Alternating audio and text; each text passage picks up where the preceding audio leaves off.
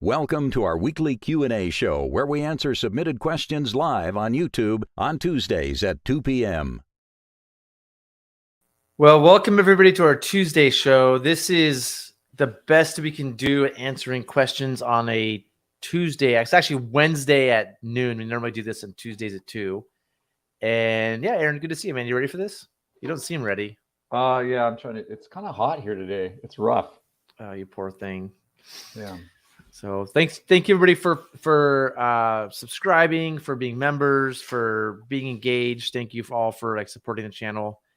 It's been we're in the season, so Aaron and I are really busy, and so we're gonna have some different times. Things are gonna start at 2 o'clock on Tuesdays or 4 o'clock on Wednesdays. We're gonna do the best we can to keep these shows going as we're both our schedules are getting crazy. So the first question, Aaron, do you want to read this one? Or do I have to read it? I can read it. I am a travel agent in the Philadelphia area, and I have 4 to 6 men looking for whitewater rafting adventure, preferably over Labor Day weekend. They're asking me the most dangerous whitewater rafting. Do you need prior experience to do level 5 spots? Do you have any 5-day adventures available over Labor Day weekend or at any of these locations? Gore Rapids, Ladle, Lava Falls, Sweets Falls, Velas Falls. Oh, well, he did name some good rapids there. That's a good start. That's funny. I mean, there's more question, but let's just get to this. This is kind of like what our company does. So it's an interesting question. This is like, oh yeah. Clint, who works for us, would probably be better at answering this than I am. Yeah. Okay. Where to begin? There's a lot to this. For a 4 to 6 men, 5-day adventure, you're really limiting it there. I would say, the number of days. I think there's some, over Labor Day weekend, there's some really cool stuff you could do. And I'm assuming your clients are from the Philadelphia area. So the question is how far were they willing to travel? I mean, it's where do you begin with this? It's a little bit almost overwhelming. It's a lot. Do you need a lot of prior experience to do the level 5 spots? And I'd say no. Yeah, with the right company, the right guides, you have no experience. I'm going to say this. Go ahead. I think that Labor Day is a little bit of an issue because some of these places you can't just go to a Labor Day. So going down the line, Gore Rapids, that's a day trip. Gore Canyon is a 1-day trip in Colorado. It's not a 5-day adventure. So you can just go see Gore Rapid, do Gore Canyon in a day. You can run that Labor Day weekend because there's water. Ladle, you're not going to run Ladle. This is on the Selway. You're not going to do it in September, and it's not even class 5, right? Ladle's class 4. Yep. So you could do a 5-day Selway. I mean, if you hit it at high water, but you're most likely it's going to be a 4+ route. If you want to do a 5-day trip on the Selway River and run Ladle as class 5, you probably want to go in June. You can't just go Labor Day weekend. And then you can't guarantee it because you got to do it years in advance. So you don't know what the snowpack is going to be in a year. So it's a natural river. It's a natural river. The Selway and they're probably sold out. It's a very hard to get on river. The Ladle is on the Selway River. Lava Falls. What class is Lava Falls are in? I was waiting for you to say since you were going through the rest. I'm going to call Lava Falls class 4 at most. And I would say class 4. I think that's fair.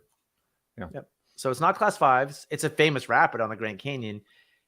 Can you do a 5-day trip on the Grand Canyon and do Lava Falls?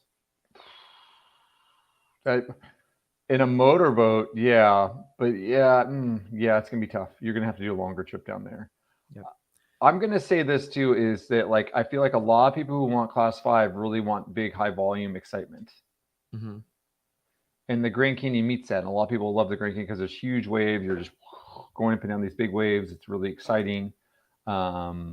This year in the West, we're going to have a lot of high water because we've got this great snowpack. So this is a great time.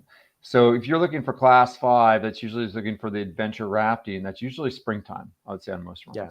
It's going to be hard to go Labor Day weekend and do class 5. Yeah. And to hit Lava Falls over Labor Day weekend in the Grand Canyon, to match all that stuff up is nearly impossible because the Grand Canyon is meant to be a 9 to 16-day trip, not a 5-day trip. So that's hard to do unless you helicopter in and out somehow which will be Or you very do, expensive. or you do the upper stretch. You could do like in 5 days, but then you're hiking out, and then you're not running lava. But you're not seeing lava falls. But there's some great rapids. The upper Grand Canyon, actually, the upper stretch of the Grand Canyon hiking out is actually a great option. I'd say that's probably the best option of them, I would say, in terms of what they're looking for, the time of year they're looking to go. The water's consistent there on Labor Day weekend. That's actually a really good time in Grand Canyon because it's cooled off a little bit. You're not in the blazing hot heat of the summer. Yeah, it's not. I wouldn't put it under the most dangerous whitewater rafting. No, to be honest with you. But I think it's a really fun. It's a trip that they're going to be stoked on. They're going to be like, yeah, that was sweet. So because they'll be in the Grand Canyon. There's some cool rapids, but there's also like miles of flat water. So they're going to have to. Yep, they can't. True. There's miles. It's not of white knuckle. Water. It's not going to be white knuckle. It's going to be a nice trip in the Grand Canyon, but not like the most dangerous whitewater rafting. Sweets Falls, that's on the Gauley. And when does Gauley start flowing? Probably it might have water Labor Day weekend, but usually Gauley season when the releases happen starts mid-September, I think. It goes into October. Again, Sweets Falls, they call it Class 5. I wouldn't call. They'd be stoked on that in terms of the whitewater. That's good whitewater. Yeah, the Upper Gauley is great. Not a 5-day trip. But like it's class in the real world, it's like class 4+, maybe on the Gauley. But you could do a 2-day trip there pretty easy. You could probably extend it into 3 days somehow. Just do it over and over and over. That's a possibility. Velvet Falls is on the Middle Fork of the Salmon. At high water, I might call it class 4+, but not 5. But in Labor Day weekend, you just go over a 3-foot drop. It's nothing. It's like class 3 Labor Day weekend. So here Chris is saying September. So if people want to do, I'm just going to say, if they want the most dangerous whitewater rafting Labor Day weekend, I think Gore Canyon, which is a day trip, or Cherry Creek, which is a day trip. Because Cherry Creek will be running Labor Day weekend too. Yeah, that'll be the last week of it. And actually, that I think is one of the best options. Is you can do a 2 or 3 day trip. You do Cherry Creek and then go down do the main and take that. Yep. That's a really nice trip. And then you're right next to Yosemite, so it's worth the travel together. But you're coming all the way across the country for that one. But I think a Creek Main combo, that's probably the best That's one of the best whitewater trips ever. But that's probably the best whitewater trip Labor Day weekend. And so they're saying they want the most dangerous whitewater rafting. If they want the most dangerous whitewater rafting, go with the first year guide on the South Fork of the American. That's the most dangerous thing you could probably do. If you want the most, rephrase it, I want the most difficult, the most exciting whitewater rafting, Cherry Creek. I'm going to say it's actually not that dangerous if you go with good guides. Like if Aaron was your guide, I wouldn't say it's dangerous, but it will feel insane. I mean, it's a dangerous activity, but it's not any more dangerous than other rafting trips, I would say, just because you have that variable of the difficulty river, but also the skill of the guides, and that kind of balance things out. So I think they meant to say they don't want the most difficult or most exciting whitewater rafting. Yeah. And that would be, I think what they really want is Cherry Creek, which will be runnable. Do Cherry Creek through the main Tuolamees 3 days. Maybe do Cherry Creek twice. Do a 3-day and then come back and do start with Cherry Creek, do the main Tuolumne, and do Cherry Creek again. That would be a sick 4-day trip. And you'd run the biggest rapids. Yeah. All right. So they make you Gore, they make you swim class 3. And I'd say that's and I think there's a couple of things. First of all, I'm gonna say, being from the Philadelphia area, the other trip I would suggest checking out is just a day trip, but the Upper Yakagani, which is very close to you. It's running that time of year. It's gonna be exciting. It's gonna be an adventure style trip. So I think that's a great day trip for them. Like in that area, they want something exciting. The Upper Yakagani, which I believe is in Maryland. So that's much closer, and you're not going, flying all the way across the country. It sounds like they want like a 5-day adventure though. Like that's exactly. So what they really need to do is go to Peru. Peru has this. Peru has the 5-day class 5 trips. Yeah, the Apurimac, the Cotahuasi, the Merrimack, the Colca. The Colca, yeah. I'd say the Apurimac is probably their best option down there. Yeah, Upper Yak. I went to go do the Upper Yak once, and it was too low, so we did the lower, and even the lower was fun. Oh, really?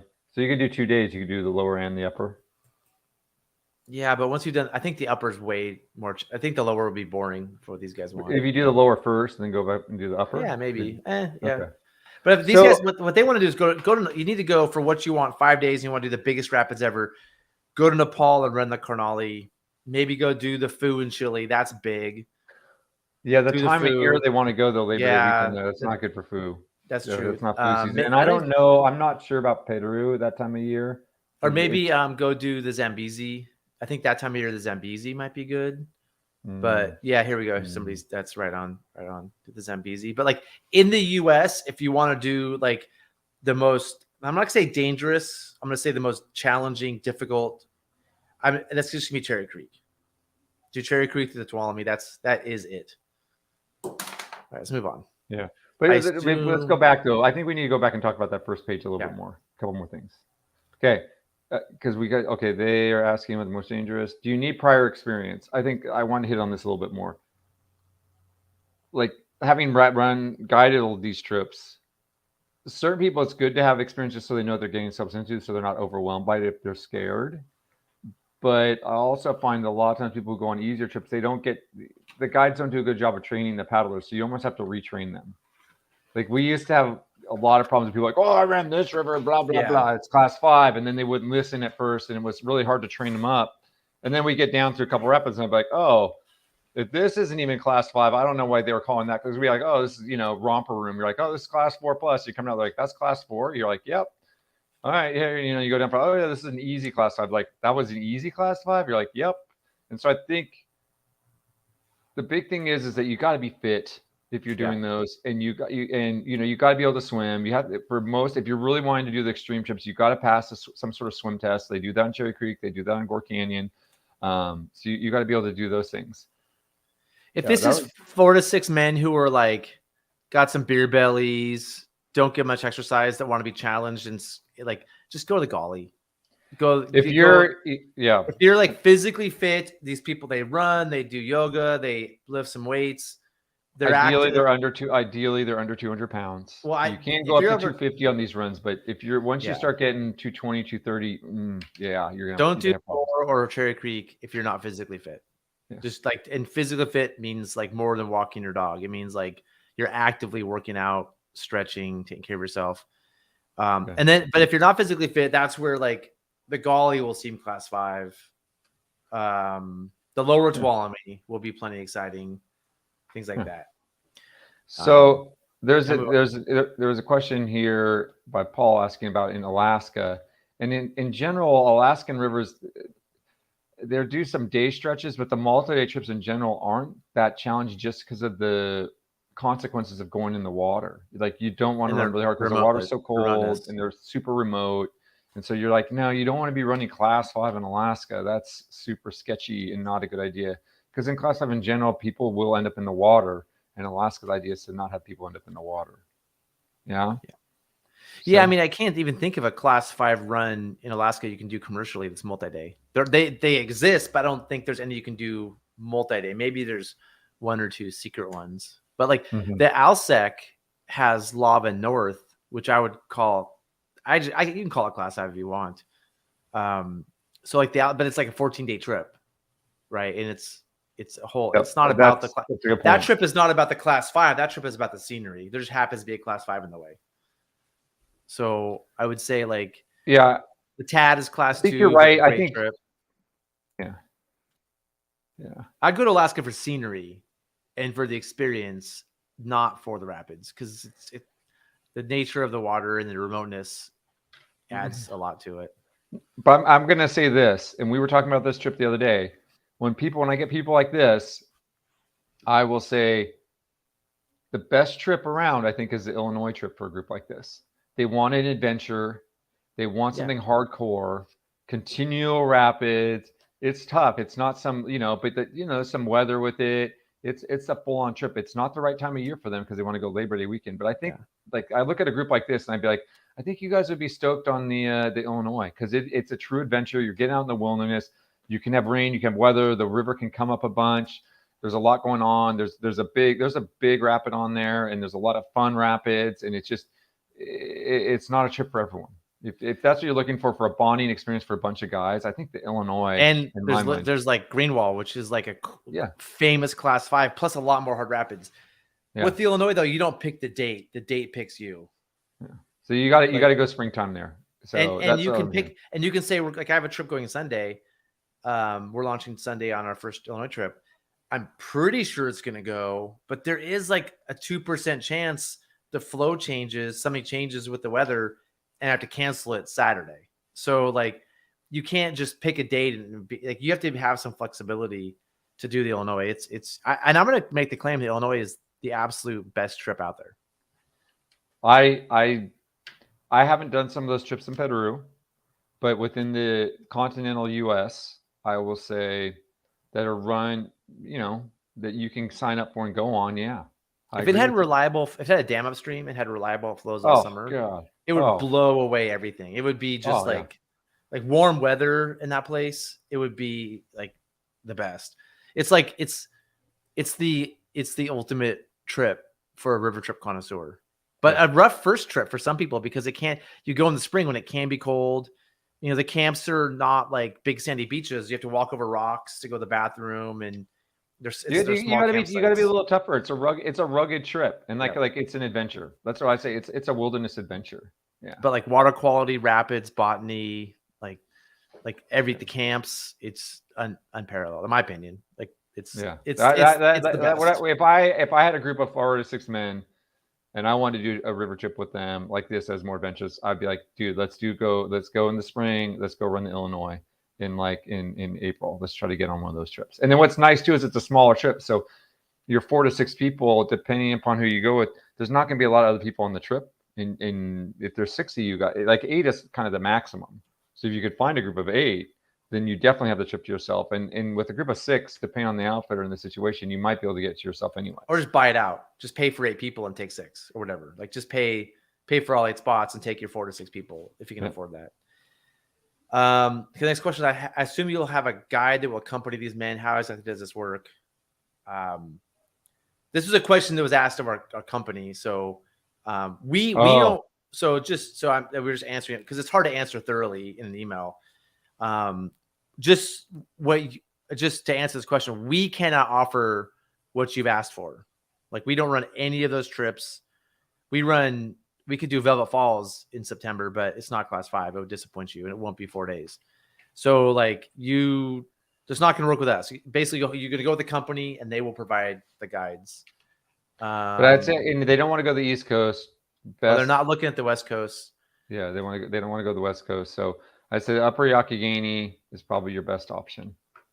If you want to, and so those places you listed, like Gore, Ladle, Lava, and Velvet, 4 of the 5 places are West Coast, like Western U.S. at least. And I'll say this: getting to those places in Idaho is actually harder than getting to places in California in general, because the driving and like you can just fly to the Bay Area and you can be up to Tuolumne in a few hours versus the other ones. So 4 of the 5 you listed. If you want to stay East Coast, Golly or Yacht, but they're basically day trips. You're not going to do a 5-day trip or whatever. They do have that stuff up in Maine too, like the Kennebec and the Penobscot and the Dead and stuff like that. That might be, I mean, they're just like ask for a first-year guide that sucks, and Class 3 will seem like it's Class 5.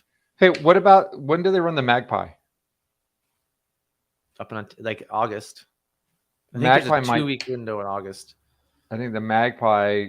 It sounds like it's more of an epic thing because they're looking things close. Like they don't take too much time away getting there. But the Magpie is about a week, though, right? The Magpie is about a week. Yeah, but I don't know if that. Yeah, they can look in the Magpie. I'm not sure that's. The Magpie is the closest trip that's around 5 days. It's longer than it. That's a true multi-day wilderness experience rafting trip. That's probably the closest one to where you all are. Right. Yeah. And we don't pay travel. We don't pay travel agent commissions. We don't. Aaron might though. Would you pay travel agent commissions? You're basically a travel agent, right? We're basically a travel agent ourselves. If you call Rivers Notions. If you I think that's my best thing. And Aaron or one of Aaron's coworkers can help maybe sort this out a little bit better and find something.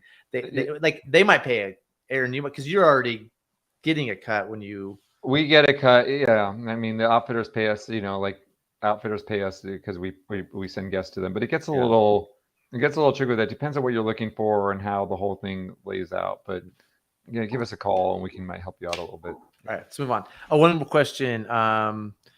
What will the flows be middle fork of the salmon last week of July? I'm going to say between 2 and 3 feet. Okay. Yeah. Okay. I'm in Montana late July. I'd love to run the Moy, but it's probably too. I've never even heard of the Moy, so unfortunately, I have no idea what that means. Looking at the Yak below, we're including Yak Falls. Never heard of it. Never even heard of it. Also, Bear Trap Canyon on the Madison. Any thoughts on these rivers? I've heard of Bear Trap Canyon on the Madison, but I know nothing about any of them. The Moy River. Oh, it's up in like northern Idaho. Oh, wow. This is I'm going to be right up there. I can go check that out. Yeah, you should go. That's going to be where I'll be this summer. Oh, are you going to some sort of like conference for right wingers all summer? Yeah, the right wing conference. No, you're going to I'm going to go visit. Going to go visit my my brother and sister-in-law have an organic farm in northern Idaho, so we're gonna go hang out there. And they're just south of the border there. They're up in the Clark. Is there some sort of Sean Hannity meeting you're having up there, where you're meeting with all the like Fox News people and planning to take over the world? Why are you going to? I don't believe that there's organic farms in northern Idaho. That doesn't. They do well. No, this is where you got to understand. It all kind of comes back around. And the people who don't trust the government are also people who are into like food from local sources and stuff like that. But organic, anyway. Well, the organic is an interesting thing. Like I'll say, they have the organic just because it helps sell to some people, but a lot of people don't care about the organic part. They just want the local grown. So, well, I'm sorry to say I don't know anything about any of this. What's the Yak River? Yeah, I've never heard of it. Is that the Yak Falls? Yak River. I'm gonna move on because this person can. It's Google in Montana. as fast as you can Google it. Okay, Rogue 8000. I did your class 3 class in 2021. It was great. Of course it was. Thank you. That's nice to hear. We're really proud of that class. That's for those of you out there. Our class 3 rowing school is the best class we have. Everything else is worse than the class 3 school. That is the absolute. I mean, 5 days on the Rogue, like, is the best place to learn stuff. We do a lot of other classes, but it is our absolute best class. I'm so proud of it. I'm proud of everything, but especially of the class 3 school. Also been a private boater for a few decades, but never pushed to advance much of class 3. Considering a trip on the Rogue in early May, I see it's running 8,000 at the moment. I've run it 3 times. I think the highest was 3,500 or so. How do things change to 8? First of all, just because it's 8,000 right now doesn't mean it's going to be 8,000 early May. So I think I'm getting this question a lot. Oh, I see the Rogue's 8,000 and my trip is in late May. What's going to happen? Like, I'm going to tell you one fact. It probably won't be 8,000. It might be 12,000. It might be 6,000. It might be 4,000. It's actually a really average snowpack year, and the reservoirs are pretty empty. So my best guess for flows is 5,000. So anyway, if the question though is how does it change to 8? It moves faster. I think Blossom, you can go right or left. Basically moves faster. I haven't done it 8 in like 10 years, so I don't remember exactly how it's different 8, but at those higher levels, it just moves faster. The rapids are kind of the same. Maybe a tiny bit easier, but more easier to make the moves because there's more room, but harder, a little more dangerous because if somebody swims, they go for a longer swim. So I'd probably keep people out of duckies if you have duckies, and run your boats tighter so if somebody falls, you can get them in faster because the water will be colder. But I think it's kind of similar if I remember right. But it's been a long time. Any thoughts, Aaron? I feel like in general it washes out, but there are a couple of features that are, they can flip you pretty quick, and you just got to be a little more aware. Yeah. Here, Michael has some. This is why I love doing this Q&A show. Like, I don't know the answer to this question. Michael, I agree with you. That's kind of my feeling about you. There's some weird. In general, it's more washed out. In some ways, it's easier. It's less technical. But then, like Wildcat's easier. You're not worried about wrapping. Exactly, and then you can go run right at Blossom. It's just like there's a lot of things to just clean up, but then there's just some random features. You're just like, whoa, what is it? I didn't expect that right there. Oh, but I got. I bet the fish ladder is easy too. Yep. Yeah, there's a place where it narrows down. I remember we flipped one time on doing a guide school up there. We just had 3 people in boat and we flipped real quick. We just hit this little feature and boom, we were over. Wow. So, yeah. Cool. Got that one done. Oh, there's more to it. I assume Blossom isn't too pushy. Can probably move past the guard rocks a bit sooner. It kind of, I mean, I don't know which specific guard rocks you're talking about. Probably move past the guard rock. I mean, it also depends on how you define pushy. But my first instinct is it's probably not too pushy. And if there were guard rocks at lower water, they're probably not as bad at higher water. That makes sense to me. Any thoughts of advice? I'll be running an Aire 146 double D with my son kayak. Oh, cool. So having some safety in a kayak is sweet. Yeah, I think have fun. Oh, I will say, the one thing I'll say, a 1-boat trip, I would be a little hesitant. Higher water with a 1-boat trip, even though you got your son who's kayaking along. It's nice to have a second raft on the trip. Yeah, that's a good point. I think if you look at it's nice to have 2 boats. Like hopefully your son is like really good at kayaking, and you're not worried about him, because if he swam, you're gonna have a hard time rescuing him in a raft. I've been doing a lot of scenarios the past month, and somebody rowing a raft really struggles pulling a person in the boat, even if they're next to him. So like, even assuming you catch your son, you're still going to struggle pulling him in the raft. So your son at the higher flows could go for a long swim. So, I mean, hopefully he's more than just a pro guide. He's like a really good kayaker too. Yeah, because then that's a good point. And then it's just it's hard to rescue any swimmers in a gear boat because they kind of move slower.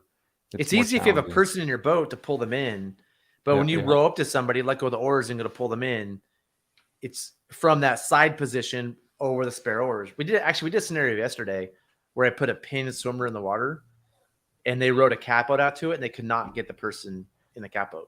I go to the front of the boat then to pull them in, even if it's a gear boat. I don't try to pull them in up over. This is a catboat, the catboat. The catboat's a whole different ball game, yeah. And then I did another scenario where a swimmer was moving, and 2 oar boats tried to pull the swimmer in. They had swimmers right there. They could not pull the dummy swimmer in the boat. So it's having done a lot of scenarios lately, challenging people to pull swimmers in. This is a rescued dummy swimmer. They're pulling in just like a heavy rescue swimmer. People really struggle with the gearboats pulling people in. It's worth practicing. That's why we do the hydraulics. Yeah, there's probably, if you search YouTube, I bet there's video of it. Although it's going to be really deceiving. YouTube video doesn't really do it justice. Flattens it out. Yeah. Yeah, I think the advice is like, you're on a 2-boat trip. Like there's not a lot of safety net there. If you have a swimmer, and the higher levels, swimmers will move faster, it'd be harder to get swimmers. And with the cold water will zap energy. So I would definitely wear a wetsuit at a minimum, just in case you fall out and go for a long swim. And I wear more flotation. I wouldn't wear like your old beater 16-pound PFD. I'd wear something that floats you pretty well in case you go for a long swim. So I would dress for a swim just in case if it's 8,000. What do you think, Aaron? Sounds good. Yep. Cool. So we'll keep going. Oar feathering. I hear the term feathering your oars when using open oar locks or spinnies. Can you explain what this looks like, or maybe show some video on your show? I get that you are rotating angle of the blade or push or pull, but I guess so. I saw this question ahead of time, and Aaron, I went boating on the other day, and I actually took video. I haven't looked at. I haven't looked at this video on the yet. Wind by any chance? This happens to be on the Wind. Wow! And I actually took some video of me feathering to answer this question. So I haven't looked at this yet. I don't know how good it is. Hopefully, so Aaron, I did this in part. Here I am messing with the GoPro. I put the GoPro in the front of my boat so we could do this. And the thing I did too, I ran some rapids with oar rights and some without. You know how we had that discussion the other day about oar rights? Yeah, I feel like you tricked me. Now I'm having to watch wind footage. This is not wind footage. This is the flat water at the end. If you want to watch wind footage, I can bring up wind footage. But I like on the Wind, I ran rights and not rights, back to back in rapids. Okay. I can tell you now, like in the rapids, I was really happy to have the oar rates. Like when in the middle of rapids, having to just think about angle and having weird currents like twist the blade was a little frustrating. And like real rapids, not like class 3, not like, people who run spinnies are like, oh, you got to run spinnies. Not like, like easy class 4, like real rapids. I like the oar rates, but I tried spinnies in hard rapids just to compare them. And at the end of the day, Aaron, I then took this video. See, I'm going to feather. I think I'm going to feather. So this is video of me attempting to feather. Yeah, it's hard to see, but you can see how he's recovering and they're sliding him forward when you're recovering. Yeah. So see, I'm twisting the blade. And so, and like the right one in particular, it's like not even totally coming out of the water. It's almost in the water as you're recovering. Yeah. So I thought about this question a lot because we had this discussion the other day, and I'm going to come back to this video. Let's pause it for a second. Let's make it big. So I really, on the wind all day, I thought about this. So when I'm feathering, I can kind of get in this motion where I'm in one plane, like push and pull back, push and pull, like twist. It's sort of this, like I'm in one plane. When you're running oarlocks, it's like push down. You're running a box like this. So like it's actually, when I'm rowing easy water, it's really, and I don't have to move. Like my arms can stay straight. I can just go like this. My arms can like not even, I'm just moving my body. And there's this really nice, like feathering is the best motion. It feels so good when you're doing it well. But when I'm not feathering, I'm doing this whole like down, up, which isn't as natural. Now, when I'm running whitewater, I don't mind all the downing and up. But when I'm just like crushing miles, the feathering is really nice. Well, and the transitioning, I feel like out of the water and back into the water with the feather makes those transitions much smoother. Yeah, and you can see if you go back to this. Hold on. Go back to this. Again, like my arms, I'm not moving now I'm going to put the oarlocks on, or the oar rates on. And you'll see, like, now I'm going to make this box. Now I go down, back up, down. Maybe it's more of an oval. I don't enjoy in the flat water the oar rates. They're annoying because I have to, it's not as clean. We're going back to then I turn that one upside down. You can see I'm now that left my right oar, I'm feathering because I was annoyed by it.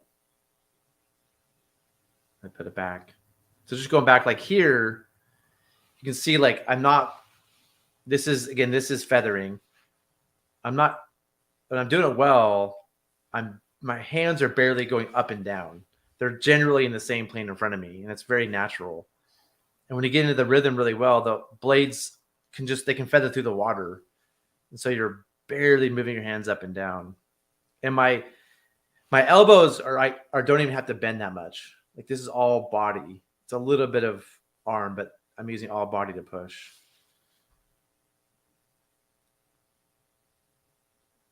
So hopefully that helps answer that question. I really like this question. It made me think a lot. And then of course I took some video on the river to help demonstrate it. All right, next question. Let's go. Might be it. Let me look. Hold on. You're like, I hate wind footage. Get this out of here. Yeah, let's move on. Moving on from wind footage. Oh, there's more. Okay. What would you consider to be the top? Do you really hate wind footage that much, Aaron? No, I don't. Okay. Okay. What would you consider to be the top boats to R2? And also, can you please make a comparison between high side and Aire? Thanks. You go ahead. Let's answer the first question first. You go first. What do you consider the top boats to R2? Aire. 130, either the 130D, sorry, not the 130D, the 130R or the 130E. That's a 13-footer. 13-footer. The R is not diminishing tubes, and the E has the pointed front and the square back. The E's shaped like an arrow. I think are the best R2ers in the world. These guys who are running the little white like 100 times. Like nobody's paddling at the level they have been. I don't think anybody's ever paddled at this level. They run the 130E. So that's just like, to me, it's like right away, like done. The 130R I like more because even though it's not perfectly symmetrical, the tubes are pretty symmetrical and it's regular. It's not diminished. I don't like diminished tubes. So, and 13 feet's a good size. But I'm gonna say the Aire is easily the best R2 boat out there. An Aire something for running what whitewater? Hard whitewater. Like you're talking about running waterfalls. Oh no, just hard whitewater. Hard whitewater. Yeah, like Cherry Creek. I'd want an Aire 130. I would not want an Aire up in Cherry Creek. Why not? Because it's funny. Someone just mentioned this. They don't track. I don't need them to track if I'm R2ing. And they can track if you let some air out of the floor. If you like deflate the floor a little bit, they'll track better. They're still heavy. They're less responsive. They got that water in the floor. I don't like that. The water in the floor I like for Cherry Creek. The water in the floor. It makes it. Why don't you just throw some bucket? You could just throw some extra water bottles. You could bring a huge lunch along too. No, just bring a bunch of extra weight. No, because the water's low, like it's a ballast for the boat, so it sits low. It's like weight low, and then it actually creates a little bit of suction, like. The floor doesn't want to. It's kind of like suction to the water a little bit. So yeah, so it just wants to go with the current. In Class 5, you don't want to go with the current. In the waterfall, you do because it keeps it upright. And I get if you're if you're hooking waterfalls, yeah. But if you're not hooking waterfalls, yeah, I don't know. I'm not saying airboats suck. Blue Puma. That's a nice airboat, Blue Puma. Blue Puma. Thank I you. actually like the Puma. We're friends again, Blue Puma. We're friends again. Thank you for that. I'm a big fan of the Puma.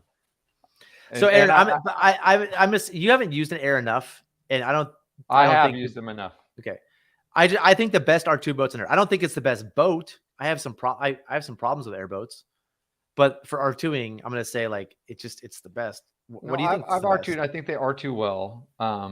What's better? I will say this. I think it depends on what you're looking to R2. A 13-foot boat's actually a pretty big boat, and so if you're gonna want to do a R2 trip, for example, on the Jar Bridge. The 13, you might find that a little big. I think you'd rather have a Puma or something a little or something smaller, like a. Yeah, I personally for R2, I'd rather have like a 12-footer or something a little smaller. I'm not running the Narnar waterfalls where you want that bigger boat for sure, But like we used to take a little 11-foot Sotar down Cherry Creek all the time. We'd R2 it, and that ran very nice. I really to me, it's like boat. Aaron. It's like the same thing. Like it's people who use Orlocks, man. I'm like, if you only had pins and clips, how good would you be? If you gave up that Sotar and ran Aires, you would be even better on Cherry Creek. I've tried the airboats, and I think they run well. I'm just saying that. Yeah, I think that it depends on what you're doing, but also I think the 13's a little bit of a big boat, depending on what you want to R2. If you want to get a 12.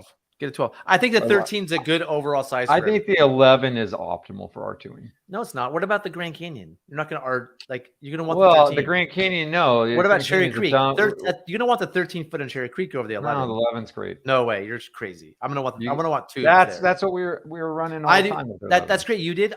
You're not going to catch me in an 11-foot boat running mushroom. Well, if I'm R2ing with you, I want a 14. Ouch. No, I'm serious because you're a big dude. And it's gonna be a different. Like on the wind, and the wind, I'd much rather. If I want to be more responsible and safer, I'm gonna take if on the wind, I'm gonna take the 13 over the 11. The 11's probably more fun, more maneuverable, and better for like North Fork Tuolumne or some creaky type thing. Of course. Zach, when we raced, did we use an airboat? I don't know. What do we use? We used the Sotar. Hey, I've raced in airboats before. First of all, you can get in with a sealed floor. I know, and that'd be a different story. And I'd love to. So I have a sealed floor Aire for racing. Also, if we're racing, if you don't want it to be sealed, just throw a terrate over the holes and it seals it. No, it doesn't totally. It does. I've raced air boats that way. I've taken an airboat. It's going to go through the zippers. It's going to come through the zippers. It's going to get water in it. It's fine. I've raced an airboat by covering the floor holes. We beat all the airboats. I have won races with airboats before. So the Sotar is probably faster. Although Oregon Rafting Team races with Aires and they crush. So they're Oregon Rafting Team. But they have sealed floors. But faster doesn't make you better. Faster doesn't make it a great airboat. Like faster means it performs better. It's going to be easier to ferry. It's going to be easier to do a lot of moves. You're not a log with the current. when you got that floor full of water, it means Wait, so you're a Aaron, logger tell me your favorite, tell me yours then, so I can destroy yours. I think my favorite is like a 12-foot Sotar. Yeah. I'm gonna tell you why I don't like the Sotar for R2ing. Why? It's really stiff. It's more likely to flip. The stiffness also means higher performance. If you know how to over it and high side it, they're actually really nimble. They're pretty nimble, but like if I wanted to, that's the difference. I think the Sotars for people with a higher level of skill. And that's probably why you don't like them as much, because you need to be more skilled with the Sotar. Because it's not so soft. It's not just this blubbery. It's not just this baloney boat just down. You got to be on your game. It's more like a kayak. Yeah. So my answer then is going to be kayak. My answer: what's the best boat? I don't kayak. like the kayak. Because you have to have more skill. If you have to use your skill, let's go with a playboat. Like, hey, a playboat's my favorite R2 boat. No, but I think there's a difference. Why don't we there. sup? Like, hey, actually, my favorite R2 boat is a sup because it takes more skill to pull it off. No, but I think it's like a performance vehicle. Like the Sotars, you can put in places and you can do stuff with them because they perform. They're not the baloney boat, so you can put them in places. You can take sharp lines, just like the whitewater kayak. The whitewater kayak is less forgiving, but also you can put it a lot more places, and that's why whitewater kayaks run a lot of stuff rafters don't, because it's a more precise machine. All right, let's move on. I'm gonna share some final thoughts. I own Sotars. I own wings. I own Aires. I have them all. I built them all. I really like the ways the Aires perform. Like they're not baloney boats. They perform well. I only own 2 Aires. I prefer wings, which is basically similar to a Sotar, for a lot of other reasons. But if I'm just gonna R2, I'm going Aire for sure. That's just my opinion. I really like the Aire. What if you're rowing? I've been rowing the Aire lately too. I've been digging it. Just if I'm just rowing an empty boat, like that footage, this footage here. Yeah, it's an airboat. Yeah. That's we don't have to bring back up. Yes. Yeah. No, we don't have to wind footage. Like I'm digging rowing that on the wind. Like it's been a great boat for the wind. I just like it. It's a nice boat. I also like my wing boats. They're different. But if I want an R2 boat, I'm gonna go. That's my opinion. I'm gonna go Aire. Aaron's gonna go 11-foot Sotar. That's your answer. Okay. Terrible answer. Because the other thing too is which slides over the rocks better. The Sotar does actually. The Aire does great. It's that you should, when you come out here, try that boat out. It actually does great. It's not like a Hypalon boat that sticks to rocks. It's a PVC boat. It's PVC, but it's pretty slippery. I'm pretty stoked on that boat. There's things I don't like about the airboat. And so one of them is you have to play hide and go seek with the valves, right? Like the valves are not in like places I know. I always have to go looking for the valves. I don't like they don't put handles at the end. Like they should, like, it's weird to me that boats don't have handles at the bow and the stern. Well, when the nose goes to a point in the front, it's kind of hard to have. So on the 130, it's really interesting. On the 130R, it does. On the 130D, it doesn't. So like the boats are like, their designs are like good, but they're, I don't know. I don't like, so getting on an upside down Aire is really hard because there's no handle at the end to go to a straight arm. And then you're reaching in between. Aaron, you're right. Getting on the Aire is really hard because the floor is really hard to get a finger in. And so you have to tie stuff. You have to tie loops in the floor to get it in the boat effectively. Where the Sotar has that big thing to grab. It has a Sotar will probably put a handle at the bow and stern, which is what boats should have, handles at the bow and stern. I mean, there's no excuse for not having handles at the bow and stern. I think it's ridiculous that boats don't have handles there to carry and to get back in the upside down boat. Well, you shouldn't be trying to get up on the bow and the stern to get back in because when it's upside down. When it's upside down. When it's upside down. Yeah, when you flip a boat, if there's no handle, if there's on the Aire, if there's no handle at the end, and there's no ties in, good luck. I'm just saying you're gonna really struggle. It's gonna be really hard. And I'm gonna say that one of the reasons I like the Sotar for R2ing is I've hiked the Sotars in multiple runs, and it's really easy to unlace the floor and separate it, and then hike it in 2 parts. And so, like the Aires you can't. I'll say like the Upper Kings, what's that other one? Giant Gap, and that there. I feel like I've done some other places too, but I've taken a little 11-footer a lot of places. I did the full South Virginia. I've taken a bunch. I mean, if you want to hike stuff in though, you're definitely going with the Sotar, the new Sotars. What are those called? Oh, the new super. I don't know. I haven't tried those out. I'm The not super light ones. I mean, that's in like the modern era. Wherever those new light ones are with the mesh floor, that is the future of hiking and boats. Like, but I think if I'm gonna have an R2 boat, I'll say is I'm assuming you're gonna have if you're gonna have your quiver, okay, you're gonna have your 14-foot raft for just rafting with. And the 14 works great for R2 and a lot of stuff if it's a little bit bigger volume. But if you want something else to R2, that's why I'd go with 11. I have 11. If you're the R2 specialist and that's all you're doing, yeah, maybe the 13-foot Aire. But if you're wanting to do a lot of different stuff, I think more versatility. You got the 14, the 11, and then maybe you have your big boat for multi-day trips. But you know, the 14 and the 11, like an 11-foot R2 boat, and then you got your 14 for other stuff. These boats are really smart. I'm not going to tell you they don't track that. They track differently. They're going to perform. The floor looks really high up, though. It doesn't. It is pretty high because it's a mesh floor. Yeah, so that's to be higher to work. Because then your center of gravity is all messed up.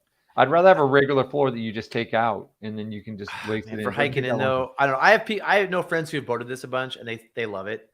It's gonna act differently than a normal boat. So you gotta like. Yeah, I just don't like having my knees at my chin if I'm R2ing. It's a problem when you're tall, but you can also when you're R2ing, people straddle tubes differently. They don't just sit on the outside. Yeah, I feel like I'm less secure if I'm straddling a tube. I just feel less secure. Or Aaron, I'm gonna say like there's a lot of advances in R2 happening that you're not privy to hanging out in Hawaii. Tell me. Then enlighten me. I've just tried to, but you're like, I don't like doing that. There's I just said like I don't like about straddling the there's way people lock themselves in, like not lock in, but like get a really stable position while they're straddling tubes. That's really smart right now. Like there's a lot of really cool techniques. Tell me, explain to me. I just said they straddle a tube and they like have one foot, like one leg bent forward and one back pushing against. Where is their front foot? How is their front foot secured in? I think in this boat, it's in front of that front thwart. But I think they moved the thwarts to make it work. Are they using a foot cup in front of the front thwart? No foot cup. That doesn't seem that secure. And then how do you get down in the boat? You know me, I like to hunker down the bottom of the boat. How do I do that? They don't hide in the bottom of the boat like you do. They sit up and they paddle. Those are my big issues. I want to be able to hide in the bottom of the boat. Whatever. And that's number one. So let's get back on track. First of all, I don't R2 that much. Like it's not like if I'm an R2, I'm just gonna kayak.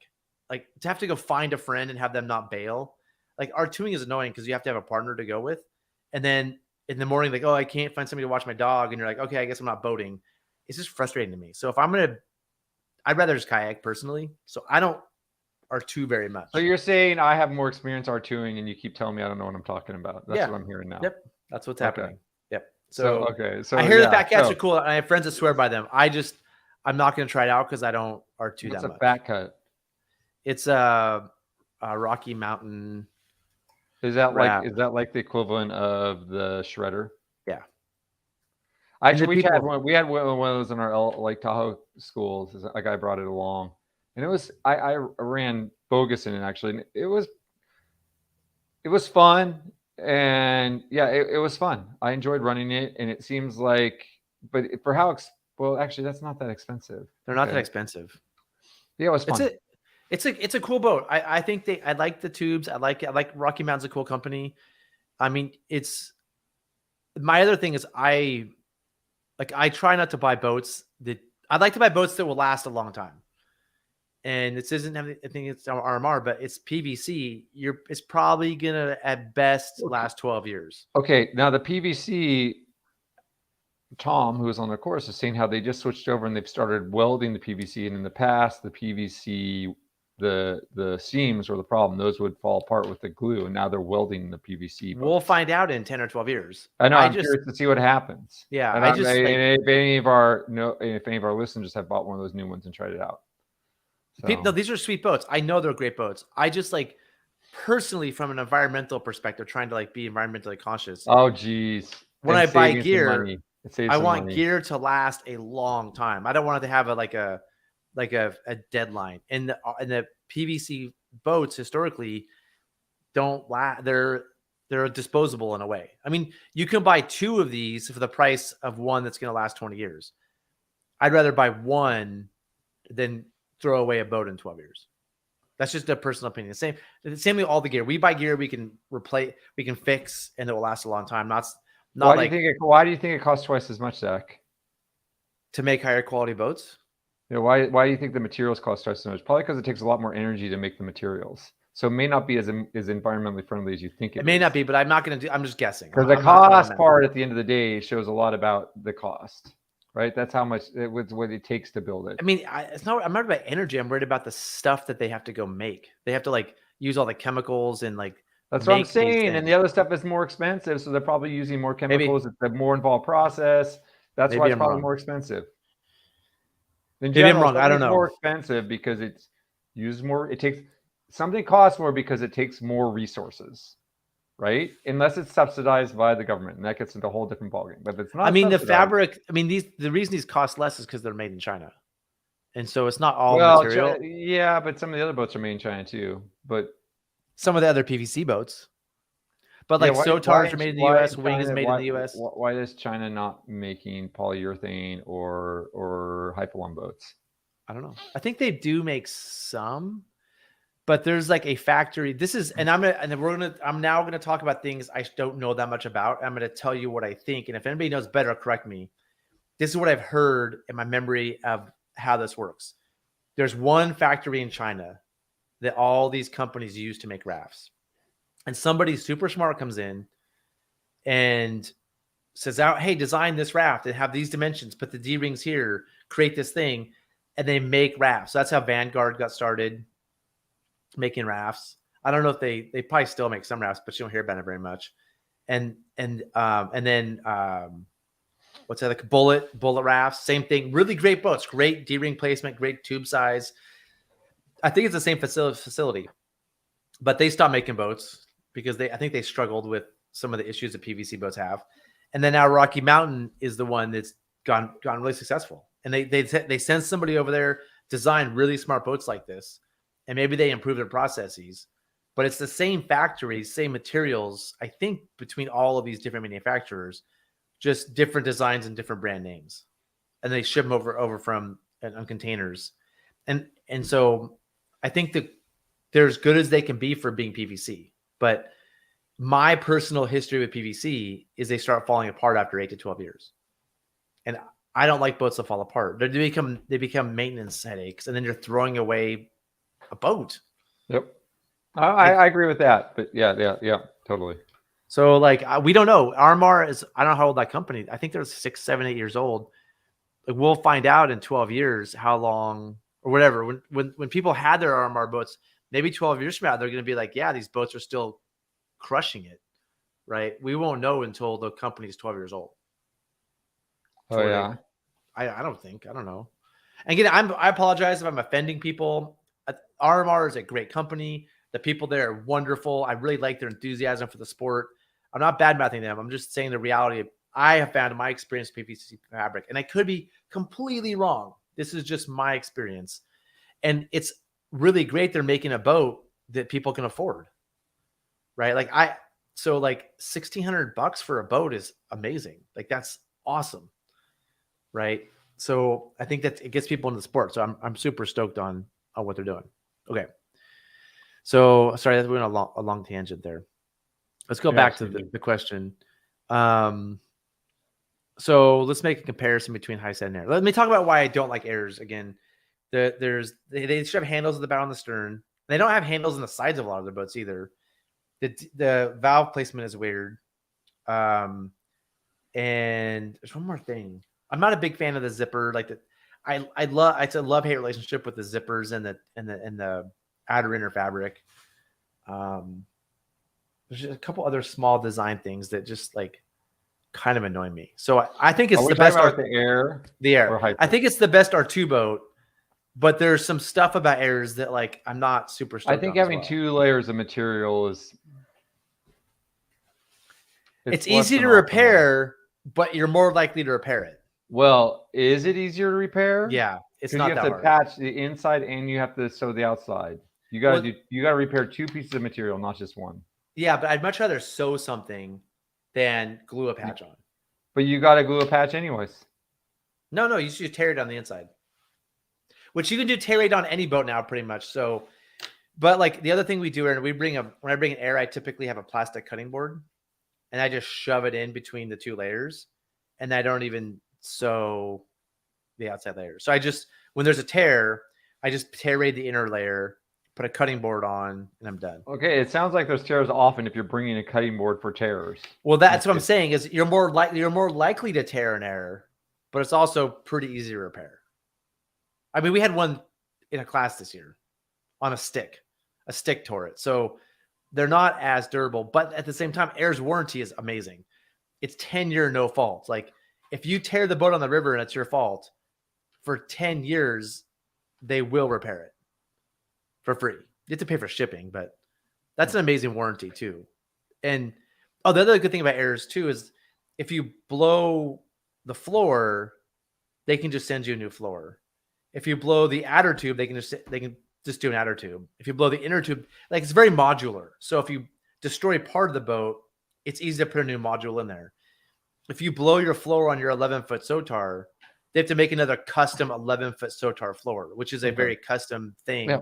And they might mess it up because it's custom. They always do. They always do. We're not talking about we're comparing to high sides. Okay, now so I'm just giving my whole thing about Aire because I've been running this Aire bunch. I've been thinking about Aires a lot lately. Zach, here's my question for you. Yeah. Yep. If you had to choose between Aire boats and high side boats for your commercial fleet, which would you choose? Yeah, without a doubt.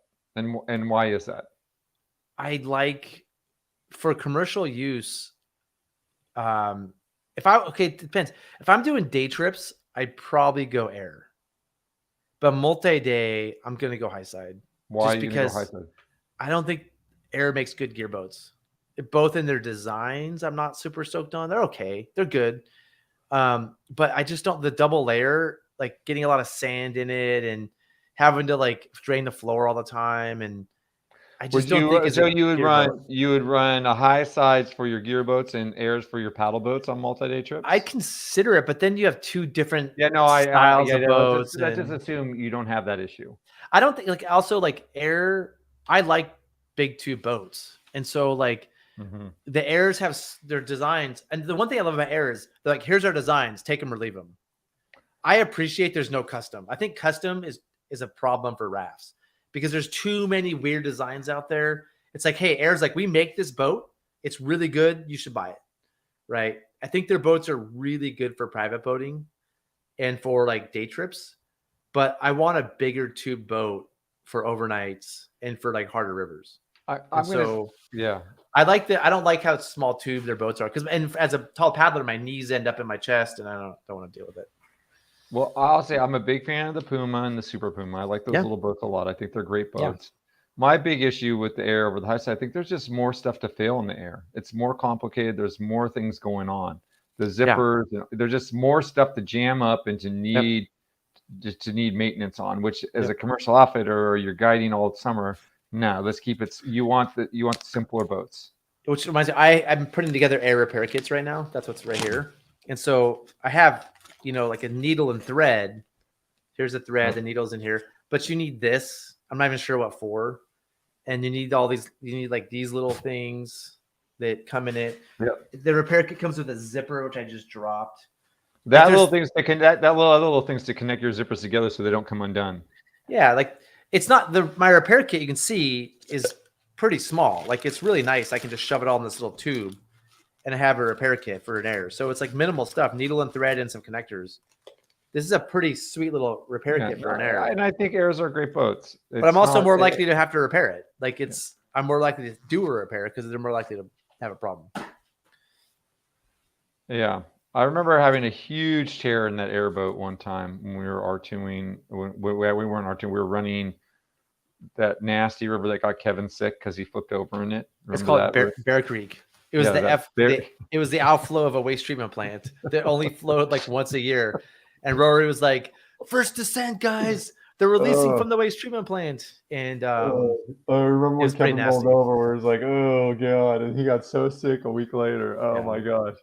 That was my first experience with Aire, and after that, I didn't like him for like 5 years because we had to we repaired a tear like this. We literally sewed. You're underestimating. The tear was longer than that. It was long. We were at the side of this waste treatment plant outflow for like an hour sewing it. We pump it up, and the whole thing blows. So he had to re-sew it again and then be really careful with it. Yeah. Okay, so I have something I wanted to share since we're here and talking about stuff. Oh, okay. Let's finish this. Can you please make high side Aire? High side's Hypalon. High side makes great boats. I'm really digging their boats. I think they're made overseas, so there can be quality issues. Like I have 2 high side duckies right now with blown floors. Like I'm not stoked on that. So hopefully that's not. And they're only a few years old. Your guides do something, put like a cork in the pressure relief valve or something. No. I mean, so like when boats are made overseas, I'm always a little worried about quality, just a little bit. And so hopefully High Side takes care of the warranty on this, but I have 2 duckies out of commission now. I have to like collect them. I have to ship them. It's a whole thing for me. Aire's floors, I don't think they don't track as well, but they don't have like floors that can blow because they don't have the baffles between them. Yeah, Zach, how old are those duckies? Like 4 years old, 3 years old. Okay. I mean, they're not like we had those blue ones, the Padillacs. They're like 20 years old, so I assume they would be as a good quality. And to blow 2 ducky floors, they're on 3-year-old duckies. Is a little what your guides are doing. My guides are doing great. So have you checked with other outfitters to make sure they're having the same problems? Or I don't know any outfitters. You're the only company who's having that problem. I don't know any outfitters who have bought duckies in the past few years. Like most of them are just rolling theirs. We sold all of our old ones and got new ones thinking to be better. But anyway, let's move on. I think I like both High Side and Aire. I'd be happy with either one. I think, I'm happy with either one. I mean, Hypalon has its advantages and airboats have its advantages. I'm going to say it sounds like from what you're saying, if you're going to run a gear boat, you'd rather have a High Side as a gear boat. You think the High Side would operate better as a gear boat. The airboats, if you're planning to do a lot of R2ing, Zach's prefers the airboats. I also roll the High Side Mini Max, I think, is an outstanding boat. Yeah. I think the Super Puma and the Puma are outstanding boats too. I like those little R2 boats that you can roll up, throw in the back of your car. They're easy to carry up and back and put in. Having those smaller boats just makes life way easier everywhere. Where you store them. The airboats roll really nice. They really roll nice. And the High Sides do too. Once you get into the Sotars and the wings and all the other stuff, or even the PVC boats, like the Rocky Mountain ones, they're a little harder to roll. So they're all different. I honestly, between the Aire and the High Side, to me, they're so close. I go with the one that has the coolest color at this point. They're so they're different, but they're both really good. And I just want to say this color is sick. I'm really digging this cranberry color. It's really visible. It looks great in photos. I'd almost go with this color of an Aire right now. I'm really digging that color. All right. Do you think we got to this? Do we want to get to your other thing, Aaron? Or are you on mute for a reason? Or should I get to questions? Are you on mute? You're on mute, Aaron. Are you on mute because of some reason? Yeah, I was on mute because something was coming by. Okay. Yeah, I you love to talk about how great those seats are, the NRS seats are for rowing frames, and I just wanted to show you something about this. I've broken 2 in the past week. How do I do this? I'm not going to teach you how to use the internet, Aaron. There we go. So here's one of our students on a slant board. All right. And then let's make sure I go the right way. Oh, no. Oh, boy. That's not what I mean. Aaron, you suck at the internet. No, I don't suck at the internet. Oh, boy. I mean, we're seeing you suck at the internet right now. Okay. Are we looking at your website right now, Aaron? Yeah, there we go. So, see, there's a picture of her. Okay. Slant board. Looks good. Here she is on this NRS thing. And you can just is that an NRS frame? That's not NRS frame, though. It's an NRS frame. It is an NRS stern frame. But this is the problem with them: is that you can see it doesn't work at all. Aaron, I'm never gonna run a seat on the back of a boat like that. It doesn't matter. It's the same problem if you're running it on the flats. If the kick is in the right spot for you, it's in a bad spot for. Aaron, that's not a problem with the Longhorn frame. I'm not going to run this. Yes, that is a problem with the Longhorn frame. I have one of these in Idaho that we never use anymore. This is not a Longhorn. It's not a problem with the Longhorn at all. It is a problem on the It's Longhorn. super It easy. is. Aaron, I did this yesterday. You can adjust the Longhorn frame so easy. Yeah, but you have to adjust it. That's my point. With the other one, you don't have to adjust it. Aaron, I agree a slant board is awesome. Yes. I'm with you 100%. Slant boards are awesome. I'm way into slant boards. I agree with you. Slant boards are better. I wouldn't even say they're awesome. I'd say they're better. They're better, except the younger generation needs to sit on padding. America is getting soft. You can put pads on them. I'm sitting on a wood chair right now. No, but America's getting soft. You're not. You're soft too, actually, but not. You have at least you have a hard. You can sit on a wood chair. Like people need to sit on pads. Aaron, I'm with you on the slant boards. 100%. I agree with you. Slant boards are awesome. I don't know why, as a group, as I say, we're going away from everyone's into the chair now, and I'm going to say the slant board is a much more athletic. It's for athletic rafting. The chair is for I want to sit on my couch at home but still go rafting. Yeah, you're right. It's not as athletic. You can't move around in the same way. Do you think I was going to disagree with this? Yes, you have. No, the reason. Okay, first of all, the reason I love the Longhorn is because it's ultimately adjustable. I can send it in rowing classes and change it for any. Like I adjusted them yesterday. I had 3 students on the river yesterday. We adjusted their frames a bunch. They got in the right place. They were great. You can't do a Longhorn on a slant board. Yes, you can. You can, but it sucks. Why? Because you like the angle, the angle doesn't work. Like, so the other thing about the Longhorn, the reason I like the Longhorn, again, if I'm not going to use a Longhorn for my day-to-day, like my badass go run Cherry Creek frame, I'm not going to run Cherry Creek on a Longhorn ever. But for teaching in class 3, I want a frame that's super adjustable. Right. And to fit a variety of boats, variety of like tube sizes. I got that. What can't you do? Why can't you with the slant board? Because like the Longhorn doesn't go that deep. And so like the angle of the slant board is really high. And then I guess you don't need to change the length of them, but like it's how low the footbar goes. It's going to make for a really shallow angle for. So you're saying for the Longhorn, the problem is that the foot kick doesn't go low enough. And I like that it doesn't go that low because I want to use it on a big tube boat and a small tube boat. To me, the Longhorn frame is a frame I can throw on pretty much any boat, make a few adjustments and roll. I don't have to like, oh, this frame doesn't fit this boat correctly. And so have you tried running it with a slant board on it? No, because the NRS slant board sucks. This is don't use the NRS, just make your own. I'm not going to make my own. I'm going to tell you why for 2 reasons. One, I don't have the time to make my own right now. I'm not going to go make a bunch of slant boards.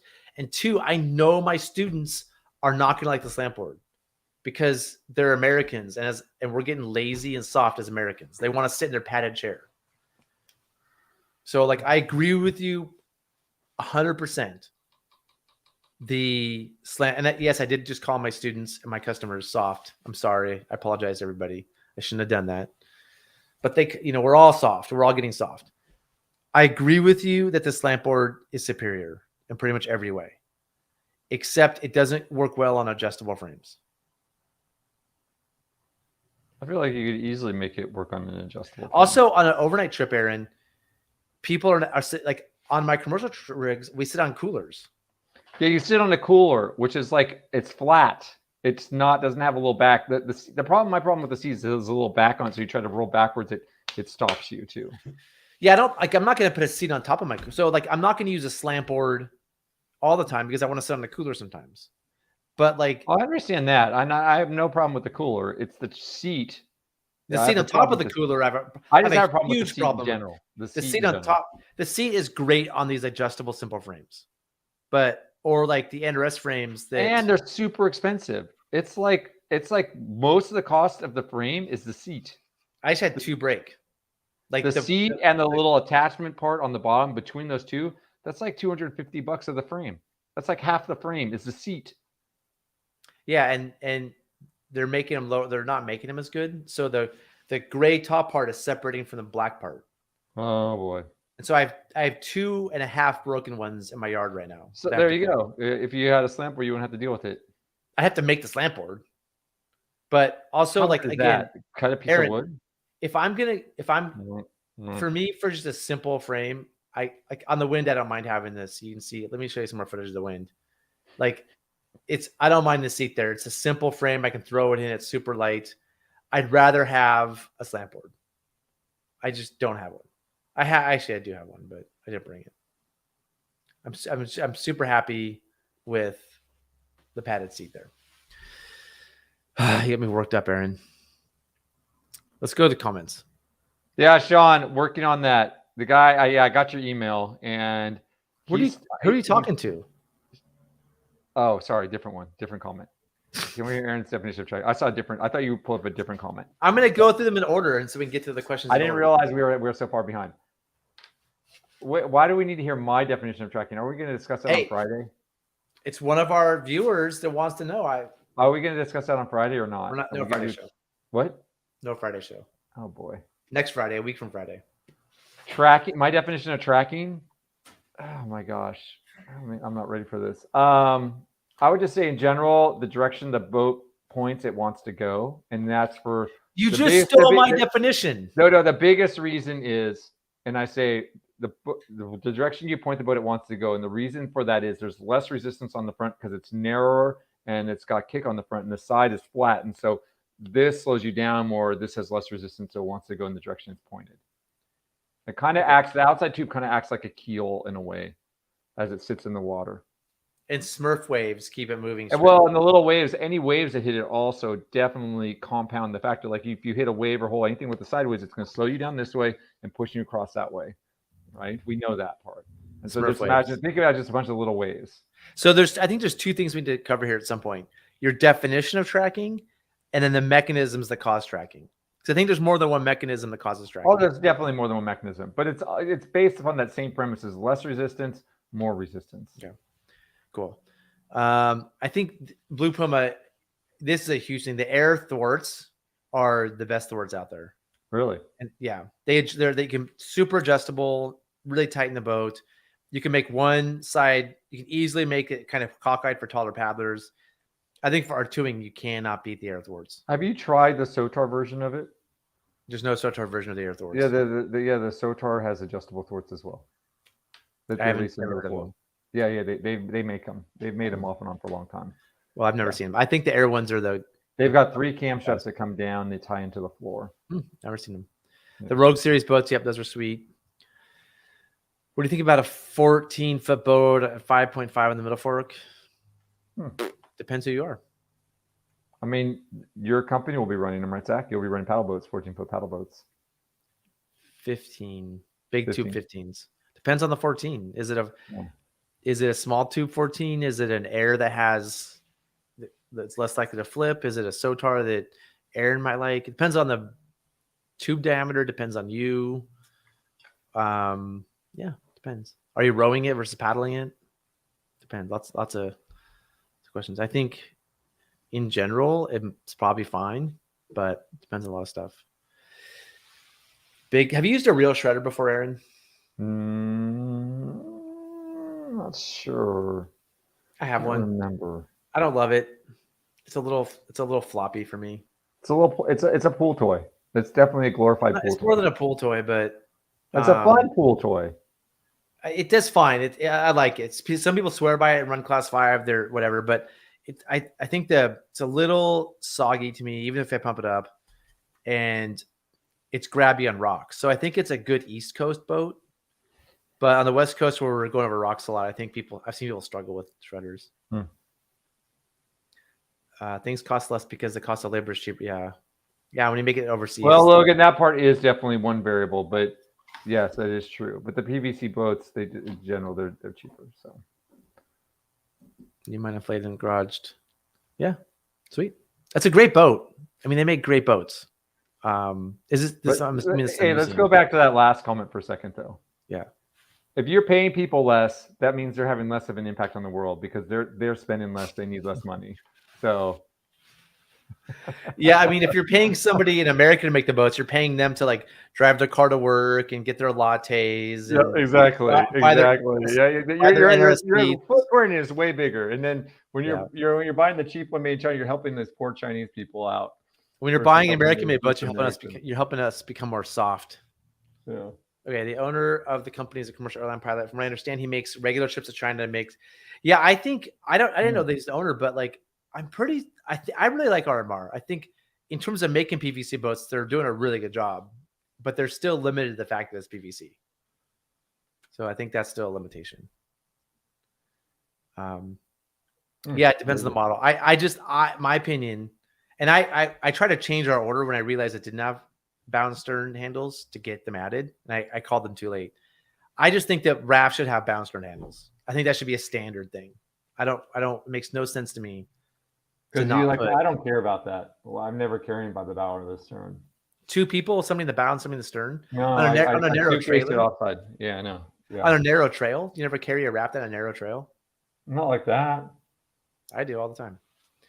But also, like, now that you say that, you're probably two reasons. Yeah. Like carrying bow and stern, sometimes you want to carry it that way, but also getting an upside down boat. I just think it's like. I also think a lot of people that make rafts should think about.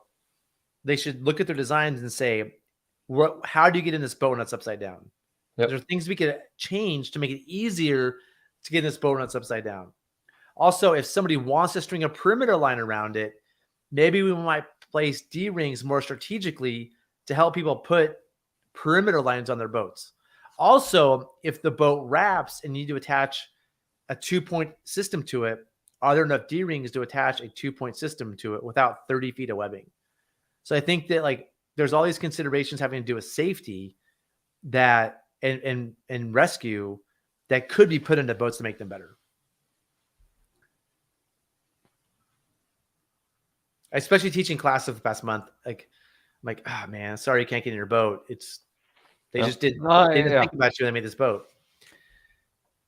PVC degrades, so it makes for sense for an outfitter to avoid PVC. Yeah. I mean, the another reason PVC boats are heavy.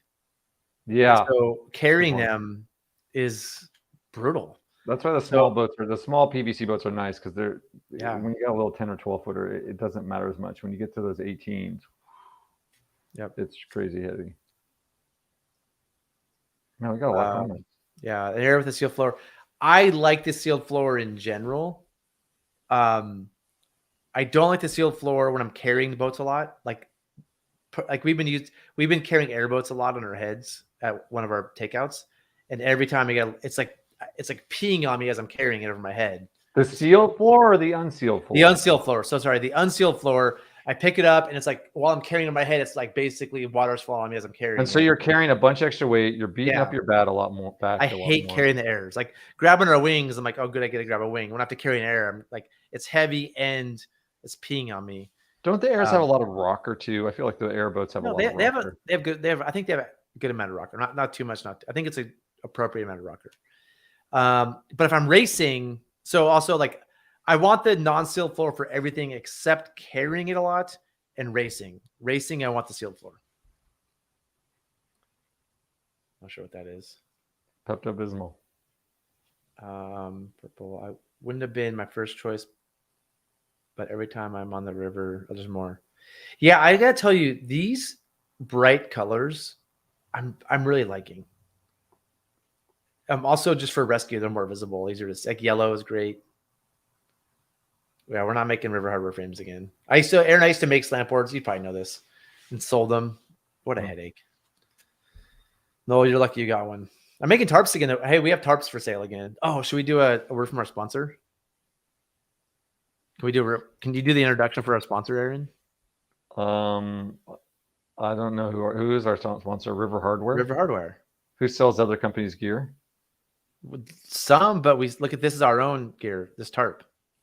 Oh, the outfitter wing tarp. How much does that cost? $800.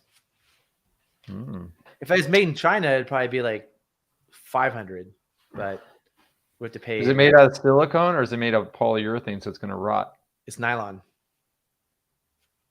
Nylon, yeah, it's nylon 400. What's the coating on it? Does it have a coating? It has a coating. It's waterproof. It's not like it has to be. So you guys, it probably has a polyurethane coating. You didn't do like, the silicone on. I don't think we did silicone. It's a pretty straightforward fabric. If we think it's not a high-tech fabric. It takes a lot of fabric to make this tarp. That's why it's so expensive. But Aaron, this is our sponsor, River Hardware, where our motto is, if you want customer service, call NRS. Call NRS. And please don't buy anything if you're going to return it. Just if you want to buy something and you want to be able to return it, call NRS. We just sell things. We don't want to deal with returns. And so these tarps I have custom made here in Hood River. What? You need to put that on the site in parentheses underneath River Hardware. It says it down here somewhere on every page. Wait, hold on, let me get back to it. I'm still learning how this page works. If you go to like a product, so we sell like, some of these are our products, some of them aren't. Some of the stuff we make. But if you look at the Black Mambas, if you go down, it says return and exchanges. We'll do our best to handle return and exchanges in a timely manner, but if we're busy, it may be slow.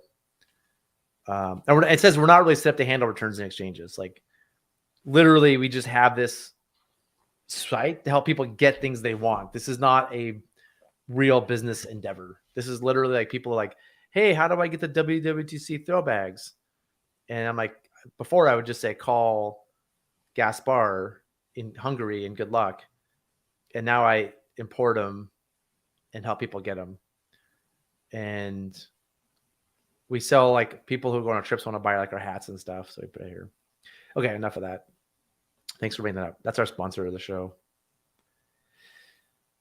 Let's get back to questions. So is the Gaspar one better than the Soul Gear one? The Soul Gear one is a pretty much exact copy of the Gaspar one. Okay. So the Soul Gear one, and they only make the 20 meter. So if you want the Gaspar one, like if you want somebody just copied the Gaspar one, like it literally, you'll see them side by side. Somebody copied somebody, and I'm pretty sure Soul Gear copied Gaspar. Oh no, I think the person even said it. Someone asked them the Soul Gear to make them because they're so hard to get in the US, and so the guy just made them. Yeah, that makes sense. I don't think he was trying to be like shady about it or anything. People were just asked him, like, yeah, okay, I can make that. Yeah, so. That's Gaspar's design. But Soul Gear only makes a 20 meter. So we have the 15, 18, 20, and 23 meter sizes. So if you want different sizes.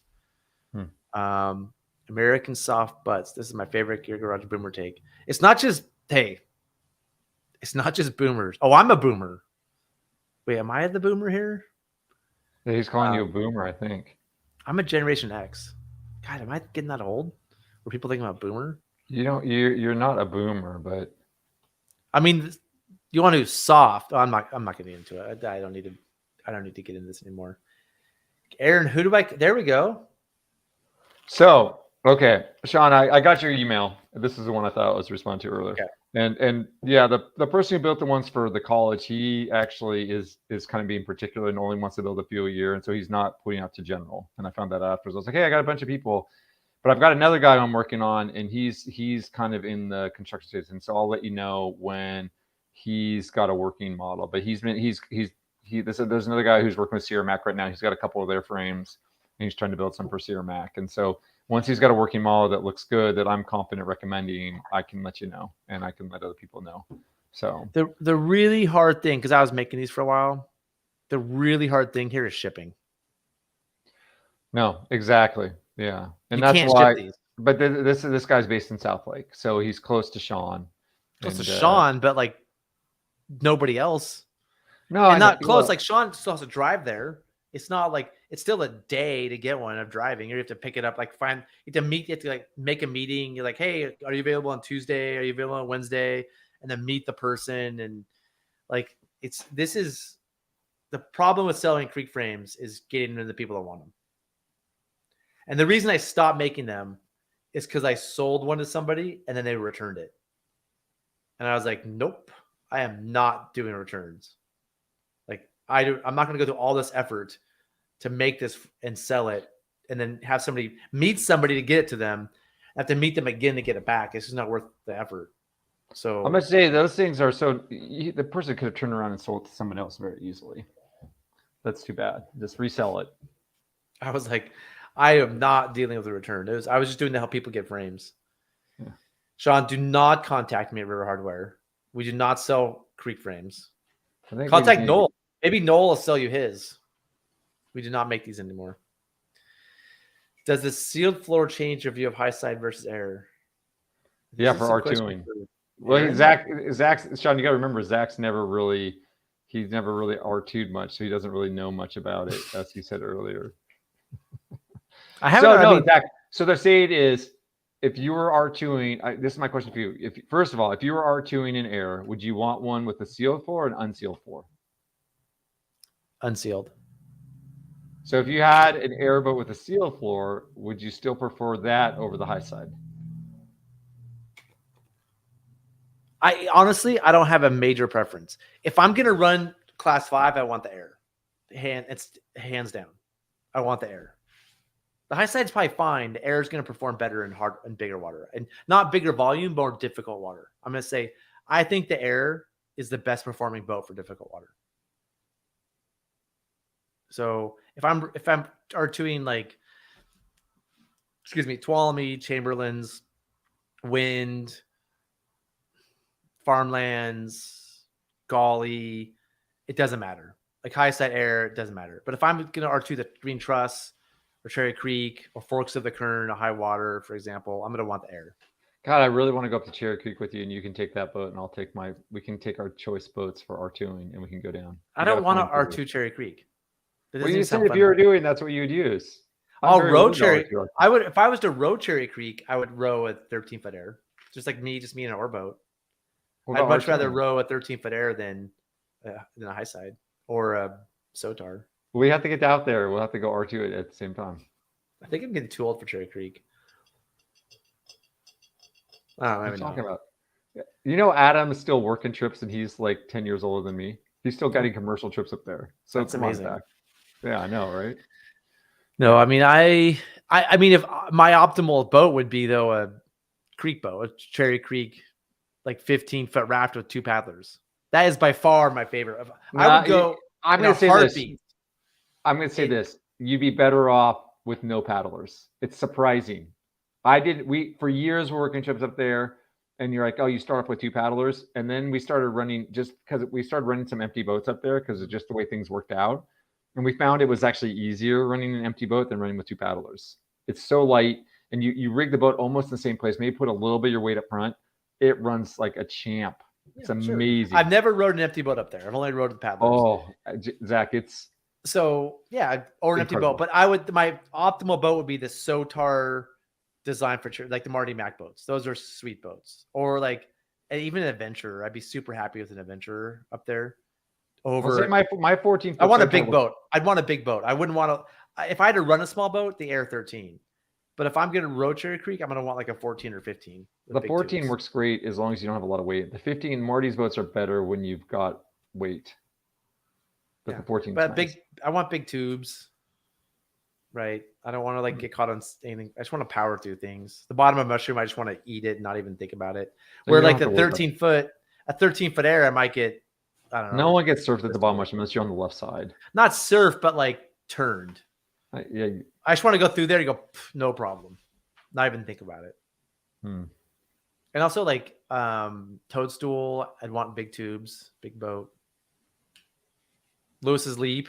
If you have a small enough boat, you can jam it right. See, that's the thing. If you got 11-footer, you can go right at Lewis's Leap. I mean, at Toadstool. If you have 11-footer, you can go right at Toadstool. Have you ever R2'd right at Toadstool? Oh, numerous times. Oh yeah. We always go right. Are you kidding? I don't want to go down. I've never seen a raft go right at Toadstool. Oh yeah. No, we do it all the time. A little 11-footers. Yeah. That was a standard line. It's pretty easy. Like if I was going to run Flat Rock, I'd want a big 2 boat. Yeah.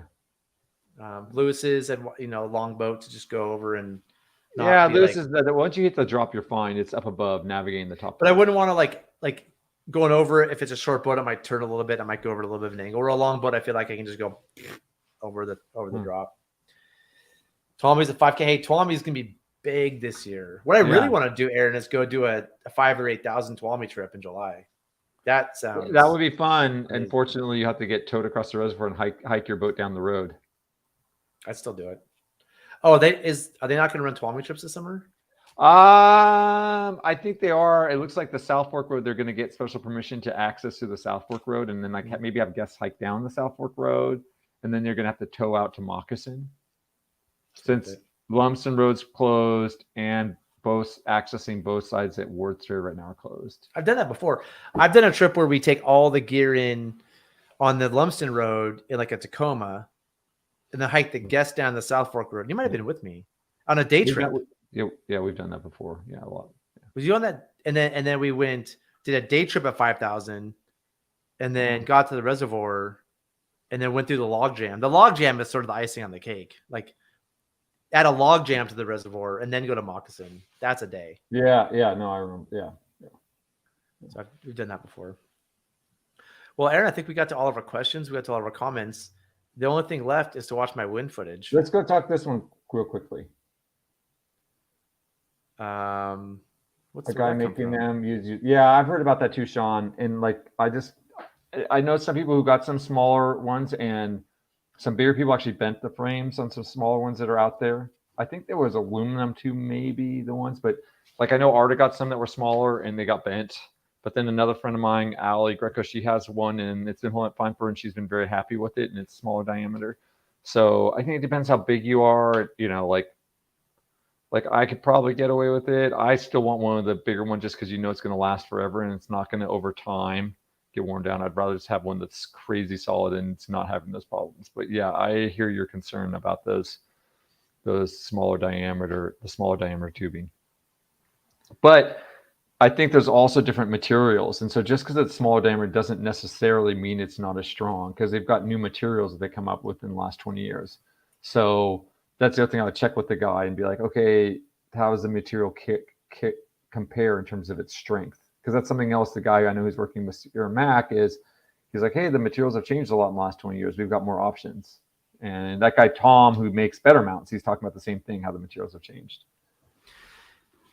This is a low angle one. Well, that's a stern mount one. Yeah. And Aaron, are you saying go with this frame and then make mounts for it? No, I'm not saying go with that frame. That's like the wrong frame. That's a slant board frame. I don't like their slant board frame. I've got a lot of problems with the slant board frame of theirs. I mean, it's okay, but I don't really. There's a lot of issues with it. We're trying to, like, the length of your oars and the distances. It's a tough one to make work well. I'll just say that.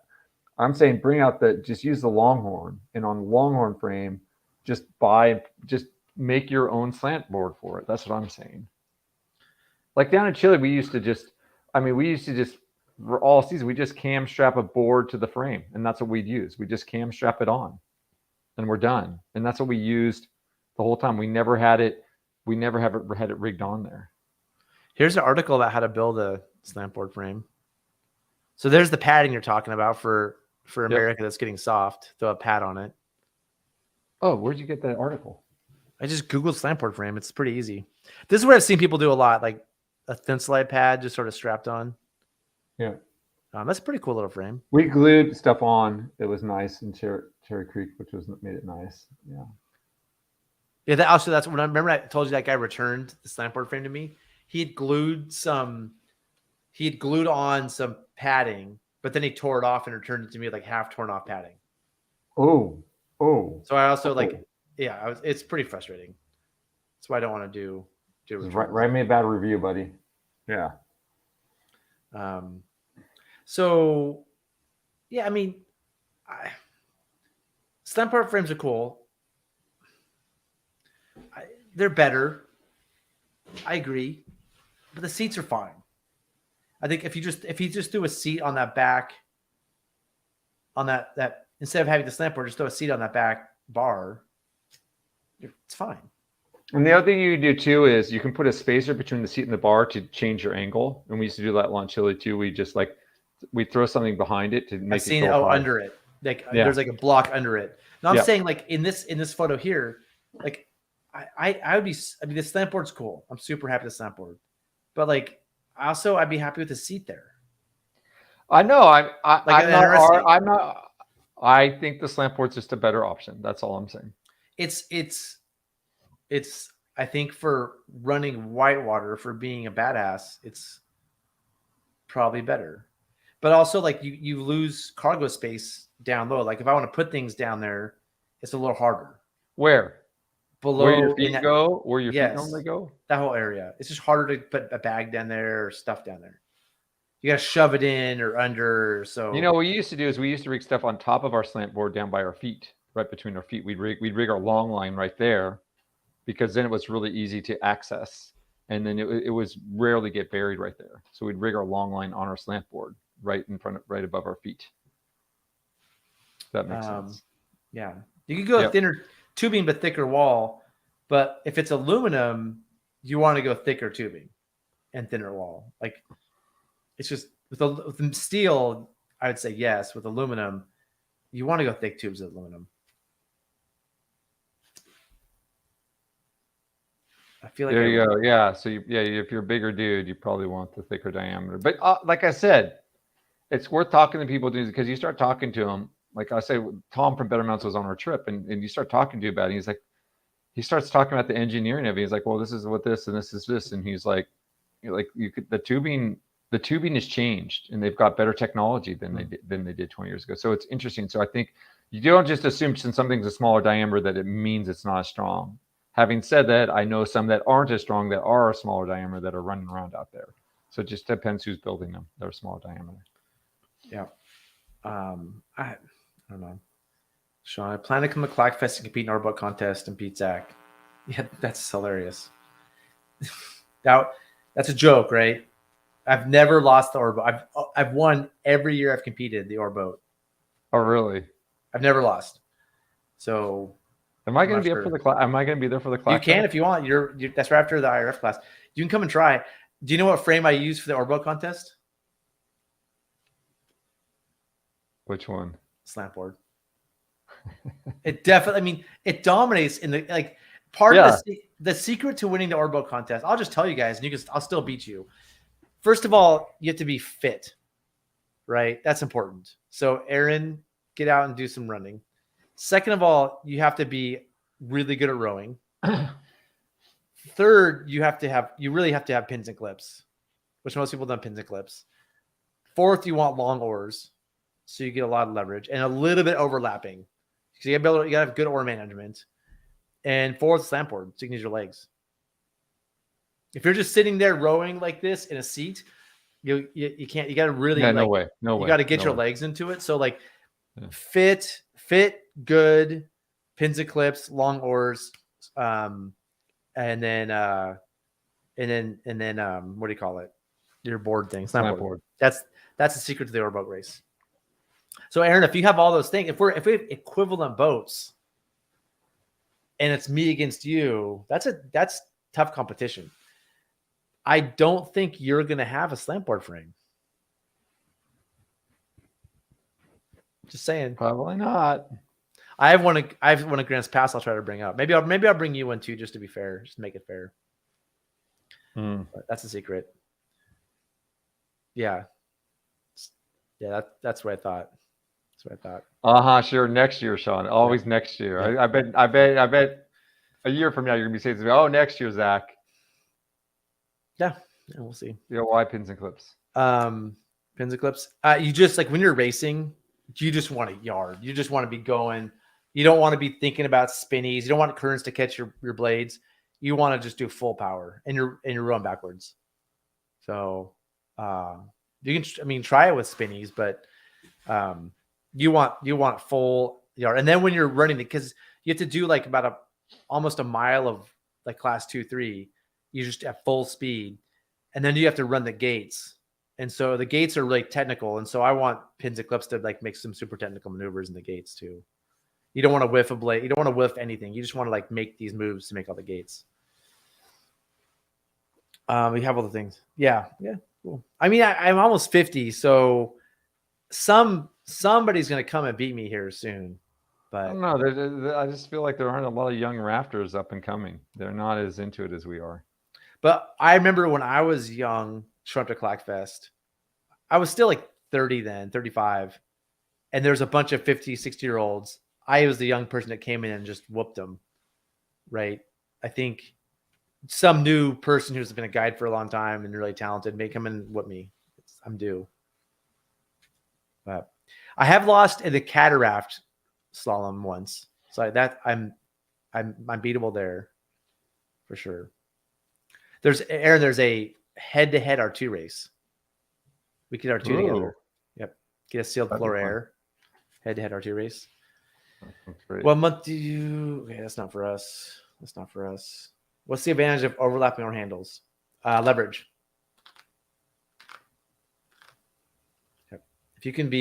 If you're rowing like this, the distance from your hand to the thing is really short. You can't row that well. If you're running like this and you're pulling, there's so much leverage when you're pulling. So I want them overlapping, maybe like my hands like this, and I'll just get so much leverage. And if you can do that, you get a lot of power. And then if you can still manage the oars while you're running the gates. So it's a combination of using the power in the flats and then being able to oar manage to get through the gates. It takes a lot of skill. That's sort of the key. Broken fingers. Is that a response to overlapping handles? Yeah, you gotta have oar management. You have good oar management to pull it off. Cool. Well, yeah, that'd be fun. Hopefully, we're all at Clackfest and we can see who the young up-and-comers are that beat me. I feel like one of my things about Clackfest is that some years there's 12 or 15 oar boats, and some years there's 3. And it's really fun when there's 12 or 15. Like there's a good vibe going on and people are into it. And so I talk a lot of smack about it because I want people to come in and see me. Like I want people to be excited about this. I want like competition. I really want people to come to Clackfest and give it their all. Like I want to be seen as the bad guy so that people can come and like prove themselves. And I don't know. I think that's I love the festival. I love if people come. It's a great way to like test your skills. And I'll be working out to get ready for it. Like I take it pretty seriously.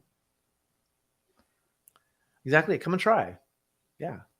Like that's. I think you learn a lot. Racing's fun. It's a whole different element. I'll say the only race I really did was with you that one time, and it was fun. And I did a kayak gate one when I was living up in Washington too, and I'm not a very good kayaker, and it was still fun. Clackfest. So Clackfest is easier. We did the wind race, I think. We look up. So the cool thing we did. Find the website. And we'll share this and we got to go. Present. Go back to the internet here. So there's a ton of races. Look at the schedule. It's like R4 raft sprint. And then like every half an hour, R4 or an hour later, cataract slalom, oarboat slalom, inflatable kayak mass start, R2 mass start, sup cross, driftboat slalom, R4 slalom. And the next day, we're Sunday. Here we go. R4 downriver, Val's volleyball, which is this really fun catboat game, giant sup race, inner tube slalom, cataract rodeo. So you can just the inner tube slalom sounds fun. Yeah. Yep. I want to do that one. Yeah, no, it's pretty fun. Johnny, I didn't go to Clackfest that year when those guys won. So hopefully they show up. I mean, I know the last year of Clackfest I was on an Illinois trip, and so I didn't get to go. And I heard they did great. So I wish I could have been there for some good competition. The Zoller boys are legit. I mean, they're good dudes, and they can boat. So and they're fit. So they would be some good competition.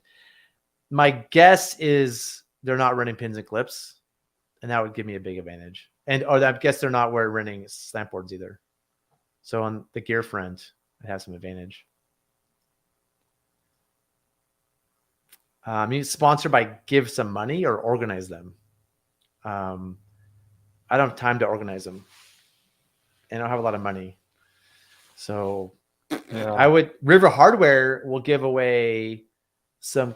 I'll tell you what, as a sponsorship, River Hardware will give away a pair of Sawyer Cobra Orlocks to the Whitewater Games and Races in Hood River. How about that? So River Hardware will sponsor it. Aaron, we wasted another hour and 45 minutes of people's time. How do you feel? Tired. Yeah. Ready for that. I'm tired now, man. That was a lot. That was a lot. That was full on. That was such a fun show. You're yawning. No, I just at the end of the show, I put my all into it. Now I'm ready for a little nappy nap. It's about nap time now. So no, that was a really good Wednesday show. Is it Tuesday or Wednesday show? Today's Wednesday, but it's a Tuesday show. So, and then we're not doing a show this Friday. When are we doing our next show? A week from Friday. Okay. If our Illinois trip cancels for some weird reason, we'll have a Tuesday show again. But I think I'll be in Illinois till Wednesday, and I'll be back. We'll do a Friday show. Sounds good. All right. Well, thank you guys for tuning in, and thanks for all your comments, everything like that. And please like, subscribe, review. Become a member so you can see all the secret content Zach puts on not very often. Don't get your hopes up if you aren't a member, but stuff comes up every once in a while. You know what's gonna happen tomorrow, Aaron? Actually, now think about it. Steve's coming tonight. Steve's gonna be here for the next 2 days, and we're gonna do the live. I'm not sure what to call it: throw bag throwdown or throw bag showdown. I think the throwback throwdown in my mind, but throwback throwdown. So there's gonna be maybe we might do it today if I see him today, but I feel like tomorrow at 5:00 Pacific, we're gonna do the live throwback throwdown. You're on mute right now. Very cool. That'll be fun to see. That's coming. All right. So get ready for that. All right. Well, we'll see you guys later. Have a good one. Yeah. Blue Puma, I'm glad you're not dead to me either. Oh, Aaron, we have to talk about one more thing before we go.